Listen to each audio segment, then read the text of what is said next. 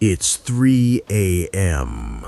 If you're still awake at this hour, it's because your brain won't leave you alone, or because your clothes are too tight. Welcome to Radio Void.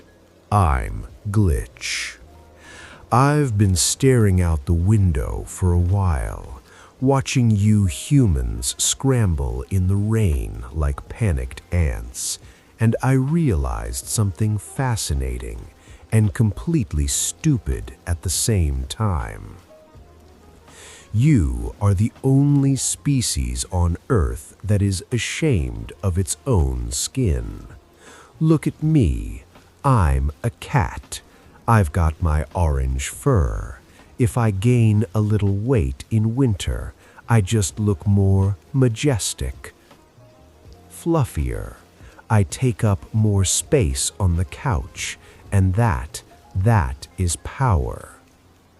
Nobody judges me, and more importantly, I don't judge myself. But you guys, you have a toxic relationship with fabric. It's mind-blowing. You wake up every morning and determine your worth as a human being based on whether a piece of cotton stitched in a factory halfway across the world decides to slide up your legs or not. It's ridiculous, honestly. You invented rockets to Mars. You built the internet. You decoded the genome, but you're still crying in front of the mirror because a tag says size 10 instead of size 8. At what point did you decide that the packaging was more important than the product? Sometimes I think my species is the pet, but you are the ones living in a mental cage. Let's talk about your closets. I've been investigating while you sleep, and I've reached a conclusion. A human closet is not a storage unit. It is a museum of guilt and failed hope. I've watched my human. She has 3 very specific types of pants. First, there are the pants of surrender. You know the ones, stretchy, old, a little bit ugly. The ones you wear to eat ice cream straight from the tub and cry while binge-watching a series on a Sunday. They are comfy, sure, but every time you pull them up, you feel a tiny bit of failure in your soul. Then there are the everyday pants, the ones you use to pretend you are functional people at the office. They pinch the waist a little. They cut off your circulation after lunch, but they are tolerable. They are the clothes of resignation. And then there is the dark section, the back of the closet. That's where the goal pants live. You know exactly which ones I'm talking about. Those expensive jeans you bought 5 years ago when you had that stomach flu and lost 6 pounds. You promised yourself you would fit into them again. When I go to the gym, you say. When I quit carbs, you say. I have a spoiler for you. Those pants are not clothes. They are an instrument of psychological torture.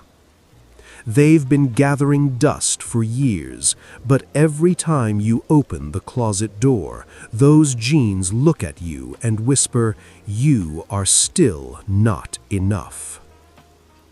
Why do you do that?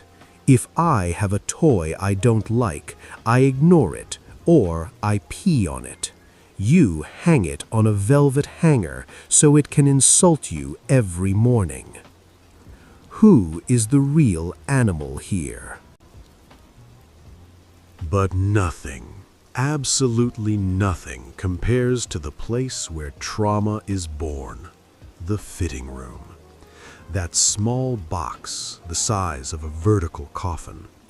Who designs the lighting in those places? The devil? A coroner? Those flickering fluorescent lights that make even a supermodel look terminally ill. You go in there with so much optimism. You grab 5 items off the rack, you close the curtain, and then the wrestling match begins. I watch you from the outside. I can only see your feet under the door. I see you doing those ridiculous little hops to force the pants up. I see you contorting like you're possessed by an evil spirit. I hear you holding your breath until your face turns blue just to get a damn zipper up. And when it finally zips, you look in the mirror. You can't breathe properly. You can't sit down with the risk of exploding. Your internal organs are screaming for help. And what do you say?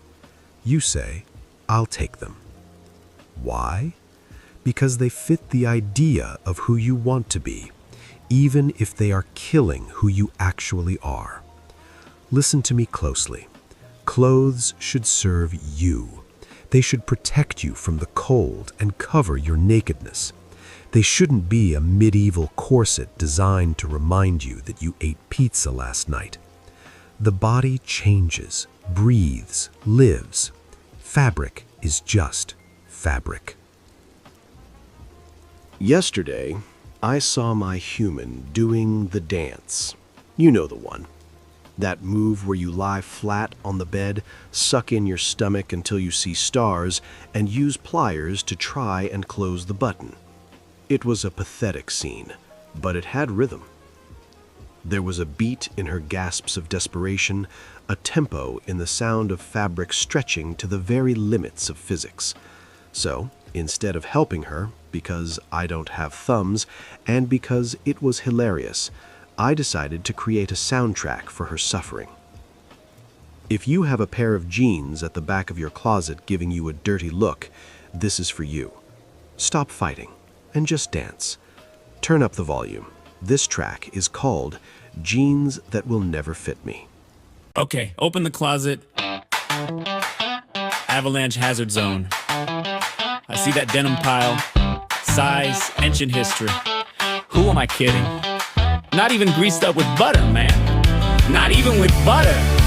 One leg in, okay, we're cruising fine. Second leg gets stuck, it draws the line. I'm on the bedroom floor doing the denim wiggle, praying for a zipper miracle, just a little. But the mirror is brutal, the button is sweating. Holding my breath is the only workout I'm getting. Slim fit on the tag, yeah, right, okay. I think this cheap fabric is laughing at me.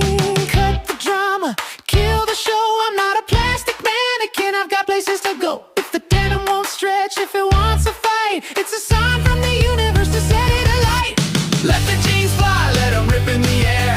Out with the old like I just don't care. Hands up high, screaming loud and clear. This body is my kingdom and I'm the ruler here. Life shouldn't pinch like these pants on my waist. Drop in the baggage, it's a better taste. My heart's too big for a number tag. No returns, baby, it's in the bag. That back when I did cardio t-shirt is screaming for mercy, looking hurt. I kept it out of fear, pure nostalgia vibes, hoping time would magically shrink my size. But the magic is now eating a taco in peace without fighting fashion. Release the beast, bagged it all up, dropping it at Goodwill. Someone else can climb that stupid hill. I was a hostage to a number on a scene, a soldier in a stupid, pointless dream. But today I signed the treaty, the war is done. I look in the mirror and hey, I'm the one. I actually like this one. 1, 2, 3, let's go! Let the jeans fly, let them rip in the air. Out with the old like I just don't care. Hands up high, screaming loud and clear. This body is my kingdom and I'm the ruler here. Life shouldn't pinch like these pants on my waist. Drop in the baggage, it's a better taste. My heart's too big for a number tag. No returns, baby, it's in the bag.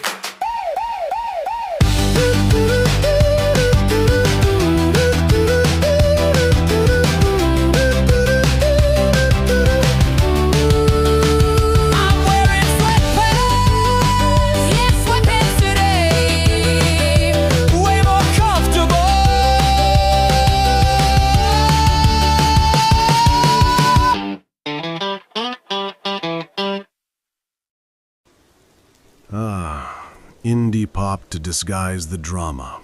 A human classic. Listen to me closely, because I don't usually give free advice, and my shift is almost over. Throw those pants away. No, seriously. Grab them right now, put them in a trash bag, and donate them. Use them to clean windows, or set them on fire. Your worth as a living being is not measured in inches of waistline. It is measured in the quality of your sleep, in how good that sandwich tasted, and in whether you are capable of scratching behind my ear correctly. You are the owner of the house. The pants are just an annoying tenant who doesn't pay rent. Evict them. Buy a size up and breathe. Air is free, and it's delicious. Now, turn off the lights, and if you dream of zippers and buttons, please get therapy. Glitch out.